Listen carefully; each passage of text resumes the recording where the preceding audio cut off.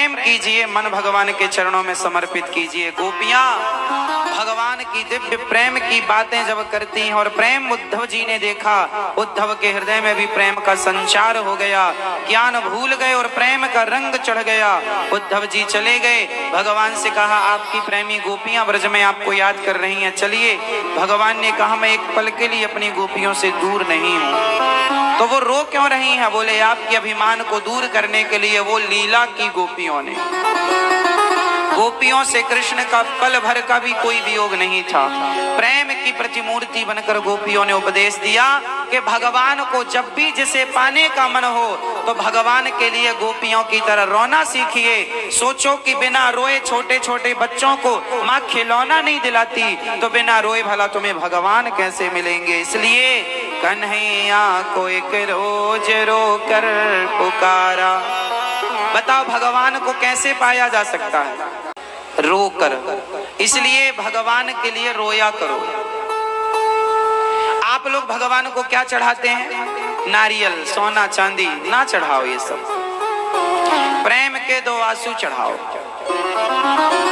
भगवान के लिए कितने लोग रो सकते हैं जरा मुझे बताएं? नहीं? अब रोइए।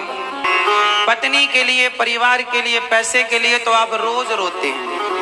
कभी भगवान के लिए रो के हे नाथ क्या आपका दर्शन किए बिना मैं मर जाऊंगा? क्या आपको बिना देखे मर जाऊंगा?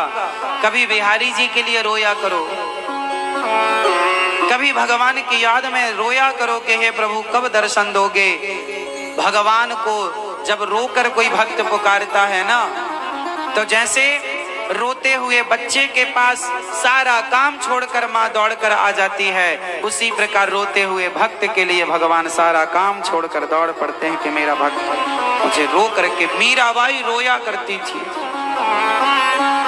इतिहास में एक भी भक्त ऐसा नहीं है जिसने भगवान के लिए आंसू ना बहाए हो। अच्छा, भगवान के लिए रोना सरल है कि कठिन है? अच्छा, संसार के लिए रोना सरल है या भगवान के लिए रोना सरल है? बेटा बेटी, पति पत्नी, माँ बाप के लिए रोना बहुत सरल है। पैसे के लिए रोना बहुत आसान है। भगवान के लिए रोना बहुत कठिन है। इसलिए कठिन काम है वो करो। भगवान को पाने के लिए रोना पड़ेगा, इसलिए कभी अकेले बैठा करो और भगवान का ध्यान लगाया करो। नेत्र बंद किया करो और भगवान के ध्यान में डूबकर भगवान के लिए रोया करो। प्रेम पूर्वक ध्यान करो भगवान का। भगवान का ध्यान कैसे किया जाता है? बैठ जाओ रीढ़ की हड्डी सीधी करके, सुखासन में बैठो आनंद से। जो लोग यहाँ बैठे हैं वो सारे लोग अब बिहारी जी का दर्शन करने हम आपको ले चलेंगे। और जो टीवी पर, यूट्यूब पर देख रहे हैं, आप जहां बैठे हैं वहीं आप बिल्कुल सुख आसन में बैठ जाइए और जो मैं कहूं आप देखिए। भले आप अपने घर में, अपने शहर में हैं, लेकिन आप अभी मेरे साथ वृंदावन आ जाएंगे। जरा मेरे संग ध्यान करो। ध्यान कैसे करना है और भगवान से क्या कह के रोना है, देखिए। ऐसे कहा करो। जब आप ऐसे कहेंगे ना रोज, तो अपने आप आपकी आंखों में आंसू आएंगे और आप भगवान की याद में रोना स्टार्ट करेंगे। जरा मेरे संग संग दोहराइएगा। जो मैं कहता जाऊं वो इमेजिन करते चलिएगा, कल्पना करते चलिएगा, भाव में डूबते चलिएगा। आओ हम सब लोग चलते हैं वृंदावन में बिहारी जी का पावन दर्शन करने के लिए। आप कहीं भी रहो अपने शरीर से, पर आप अपने मन से सदा वृंदावन की गलियों में डोला करो। चलो सब लोग चलिए यमुना जी। सबसे पहले हम, आप जहां हैं वहां से भाव बनाइए कि हम वृंदावन की ओर रवाना हो रहे हैं, चल रहे हैं किसी प्रकार के साधन से वृंदावन। और वृंदावन अब पहुंचकर हम यमुना जी जा रहे हैं। आप लोग अपने घर में एकांत में बैठकर रोज 5 मिनट के लिए ऐसा ध्यान किया करो। भाव बनाइए कि हम वृंदावन पहुंच गए हैं। अब भाव बनाइए कि हम यमुना जी का दर्शन कर रहे हैं। हे यमुना मैया हमारी भक्ति बढ़ाओ। हे प्रभु, हे माँ हमें भी भक्ति का दान दीजिए। अब यमुना मैया को प्रणाम करो सब लोग भाव से। ये भाव बनाओ कि हम यमुना के तट पर खड़े हैं। सब लोग यमुना मैया को प्रणाम करो। ये प्रणाम कर लिया, अब सब लोग यमुना जी में स्नान करो। सब लोग भाव बनाओ कि हम लोग यमुना जी में स्नान कर रहे हैं, डुबकी लगा रहे हैं। अब सब लोग यमुना जी से स्नान करके सूर्य भगवान को जल चढ़ा रहे हैं। भाव बनाइए कि आप जल लेकर के अंजलि में भर के और सूर्याय नमः, सूर्याय नमः कहकर आप सूर्य भगवान को नमस्कार करके अब आपने सुंदर से कपड़े पहन लिए, शुद्ध कपड़े, साफ कपड़े पहन लिए, कपड़े बदल लिए। भाव बनाइए अब हम बिहारी जी के दर्शन करने के लिए चल रहे हैं। हृदय में गोविंद की छवि मन में बिठाओ, बसाओ और चलो बिहारी जी के दर्शन के लिए। छोटी छोटी गलियों से गुजरते हुए हम बिहारी जी के मंदिर की ओर चल रहे हैं। मंदिर के पास पहुंचकर अब मंदिर के द्वार को देहरी को प्रणाम कर रहे हैं। जब भी मंदिर में प्रवेश करो तो पहले द्वार को प्रणाम जरूर करना चाहिए। द्वार पर भक्तों की बहुत सारी चरण धूली गिरती है, उस चरण धूली को उठाकर अपने माथे पे लगाओ। अब आप भाव बनाओ कि द्वार पर पड़ी, चौखट पर पड़ी उस चरण, भक्तों की चरण धूली को उठाकर आप अपने माथे से लगा रहे हैं। सब लोग भाव बनाइए कि आप उस चरण रज को उठाकर माथे से लगा रहे हैं। अब आप अंदर प्रवेश करिए। देहरी पर पांव मत रखिए, देहरी पर कभी पांव नहीं रखना चाहिए। देहरी को पार कर लीजिए, पांव आगे रख लीजिए और पार करिए। अब आप पहुंच गए मंदिर। जैसे आप मंदिर के अंदर गए, बिहारी जी पर्दे के अंदर थे। अब इंतजार कीजिए कि अब पर्दा खुलेगा।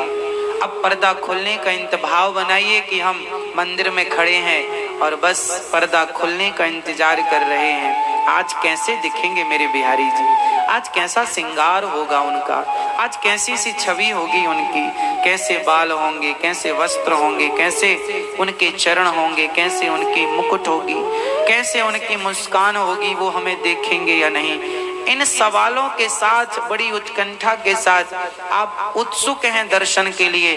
तभी पर्दा खुल गया और जैसे ही पर्दा खुला, वाह, दर्शन कीजिए कि आपके सामने सांवले से बिहारी जी, जिनके मस्तक पर मुकुट लगा हुआ है और उनके मुकुट पर सुंदर सा मोर का पंख लगा हुआ है। भाव बनाइए कि आप बिहारी जी का पावन दर्शन कर रहे हैं और मोर पंख का दर्शन कर रहे हैं। मोर पंख सुंदर सा, फिर उनके सुंदर से मुकुट का, फिर उनके घुंघराले से बालों का दर्शन कीजिए। कितने सुंदर बाल हैं गोविंद के।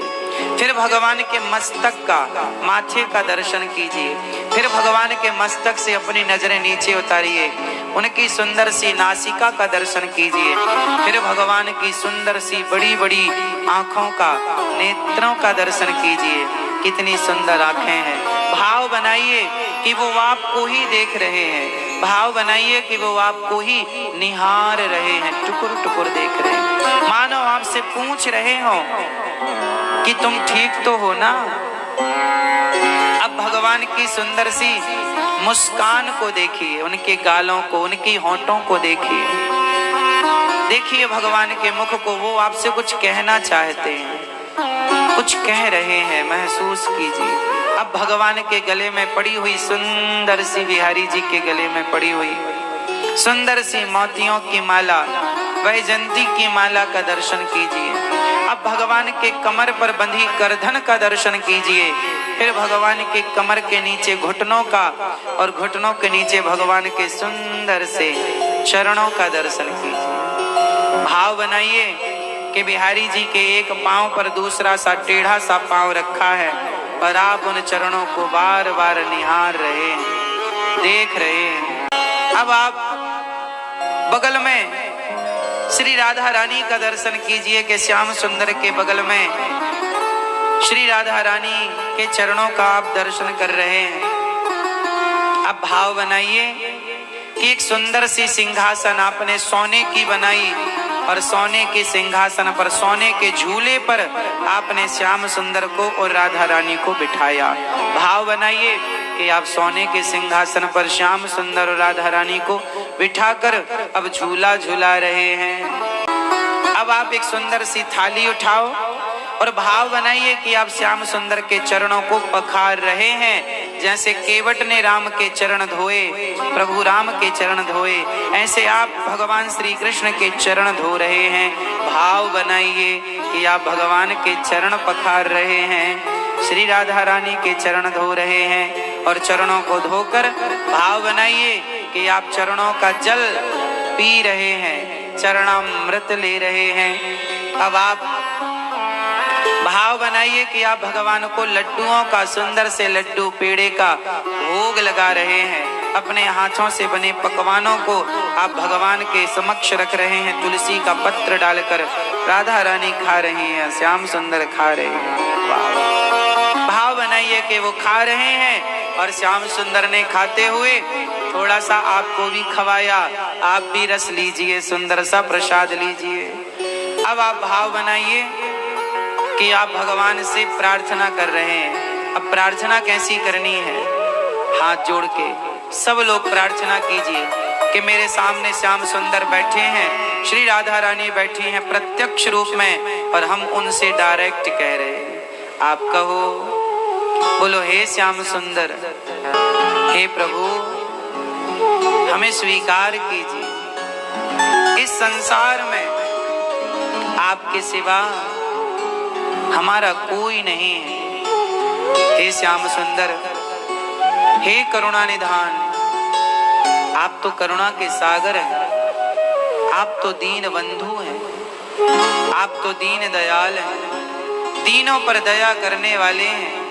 हे नाथ, क्या हम पर दया नहीं करेंगे?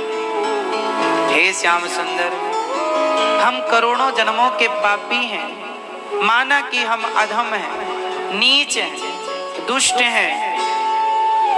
हे श्याम सुंदर, हे बिहारी जी, हे राधा रानी, हम आपके हैं। हे माँ, हमें स्वीकार कीजिए। यदि आप ही हमें स्वीकार नहीं करेंगी राधा रानी, हे गोविंद, तो बताओ इस संसार में फिर आपके सिवा हमारा कौन है? कौन स्वीकार करेगा हमें? हे श्याम सुंदर, हे भक्त वत्सल, हे पतित पावन, आपका तो नाम ही पतित पावन है। पतितों को पावन करने में तो आपने महारथ हासिल कर रखी है। हे गोविंद, हम जैसे पतितों को कब पावन करेंगे? हम जैसे पापियों पर कब कृपा दृष्टि डालेंगे? हे बिहारी जी, हे राधा रमण जी, हे श्याम सुंदर, हे राघव, हे श्रीमन नारायण, इस संसार में आपके सिवा हमारा कोई नहीं। हे राधा रानी, आप ही हमारी माँ हैं। हे श्याम सुंदर, आप ही हमारे पिता हैं। हमें स्वीकार कीजिए प्रभु। माना कि हम अपराधी हैं, हम पापी हैं, पर जैसे हैं आपके हैं। हे प्रभु, हमें स्वीकार कीजिए। संसार में भटकते भटकते करोड़ों जन्म ले लिए हमने, आज तक आपका दर्शन नहीं हुआ। हे प्रभु, क्या आपके दर्शन के बिना ही हमें यह शरीर छोड़ना पड़ेगा? क्या आप हमें अपना दर्शन देकर कृतार्थ नहीं करेंगे? हे नाथ, आपका एक नाम है अकारण करुणा वरुणालय, अर्थात आप अकारण कृपा करते हैं। जैसे आपने केवट पर अकारण करुणा कर दी, जैसे आपने केवट के घर में जाकर अचानक अकारण उसे दर्शन देकर कृतार्थ किया, जैसे आपने शबरी के घर जाकर अकारण उन्हें दर्शन दिया। हे प्रभु, हमने क्या बिगाड़ा? हमें कब दर्शन देंगे? हे नाथ, हम धन की चाहत नहीं रखते, ना हमें संसार का कोई सुख चाहिए। बस हे श्याम सुंदर, ये जो मन है सदा आपके चरणों में लगा रहे। एक पल के लिए भी, एक क्षण के लिए भी, एक सेकंड के लिए भी हे श्याम सुंदर मेरा मन आपके चरणों से ना हटे। ऐसी कृपा कीजिए कि मेरा मन सदा श्याम सुंदर के, श्री राधा रानी के, किशोरी जी के चरणों में ऐसा लगे कि फिर कभी ना हटे, कभी ना हटे। मैं संसार का कोई भी काम करूं, लेकिन हे प्रभु आप ऐसी कृपा कीजिए कि हर काम को करते हुए मेरा मन आपके चरणों में लगा रहे। हे नाथ, हम पापी हैं, अधम हैं, नीच हैं, दुष्ट हैं, खल हैं, कामी हैं, क्रोधी हैं, लोभी हैं, अभिमानी हैं। हे नाथ, हम जैसे हैं आपके हैं। आप स्वीकार नहीं करेंगे तो हमें कौन स्वीकार करेगा। हे नाथ, मैं आपको कभी भूलूं नहीं। हे नाथ, मैं आपको कभी भूलूं नहीं। हे श्याम सुंदर, मैं आपको कभी भूलूं नहीं। ऐसी प्रार्थना आप लोग रोज भगवान के श्री चरणों में किया करो। हे नाथ, आपके सिवा हमारा कोई नहीं। जब आप समर्पण कर देंगे, हे श्याम सुंदर, हम अपने आप को आपके श्री चरणों में समर्पित करते हैं। हमें स्वीकार कर लीजिए, हमें स्वीकार कर लीजिए। जब आप प्रार्थना करेंगे तो जैसे भगवान ने विभीषण को स्वीकार कर लिया, जैसे भगवान ने केवट को स्वीकार कर लिया, गणिका नाम की वैश्या को स्वीकार कर लिया, अजामिल जैसे पापी को स्वीकार कर लिया, तो मुझे पूरा विश्वास है कन्हैया कभी ना कभी हमें और आपको जरूर स्वीकार करेगा। ये है मानसिक पूजा। रोज अपने घर में एकांत में बैठो और ध्यान में डूब जाओ। जरूरत ही नहीं है बाहर के लोगों की, बाहर के लोगों की जरूरत ही नहीं है। आप कहते हैं हमारा टाइम पास नहीं होता। अरे ध्यान का एक बार तुम्हें रंग तो लगे, स्वाद तो लगे। ध्यान आंखें खोलने का जी नहीं करेगा आपका। यदि एक बार ध्यान लग गया तो ऐसे ध्यान किया करो और भगवान के लिए ऐसी प्रार्थना करते करते करते करते रोया करो। हे नाथ, हम आपके हैं, हमारा आपके सिवा कोई नहीं। फिर देखो, जब ये आंखों से आंसू निकलेंगे ना, तो ये समझ लो कि जैसे आप कपड़े को गंदा होने के बाद धुल करके साफ करते हैं, उसी तरह जब आंखों से आंसू बहेंगे तो नेत्रों के जल से आपका मन धुल जाएगा और निर्मल हो जाएगा। और निर्मल होगा तो गोविंद उस मन मंदिर में विराजमान हो जाएंगे।